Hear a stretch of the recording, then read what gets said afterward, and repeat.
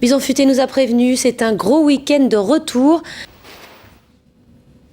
Plus de pluie, le niveau de la mer qui monte, le réchauffement climatique change la donne aux Pays-Bas, plus encore que dans les autres pays européens. Il remet totalement en cause le système de digues en place. Le gouvernement a d'ailleurs décidé de sacrifier certains polders.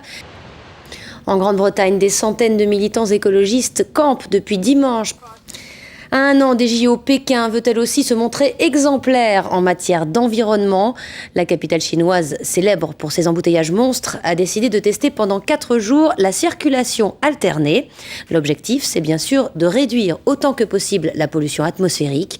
Le reportage d'Aviva Fried et Christelle Gemme.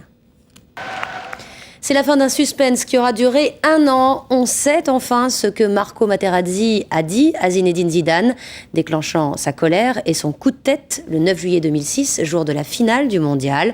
L'attaquant italien s'est confessé à des journalistes. Pascal Praud lève le voile sur le mystère.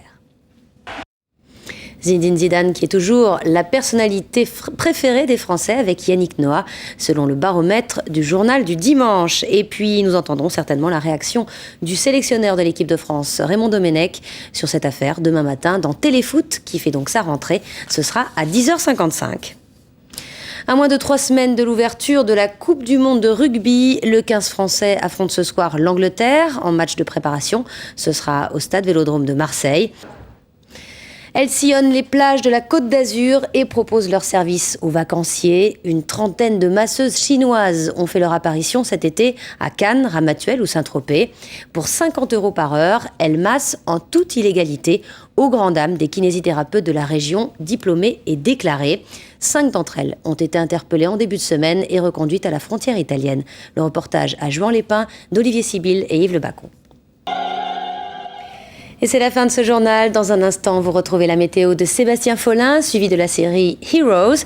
Bonne soirée sur TF1 et à demain, 13h.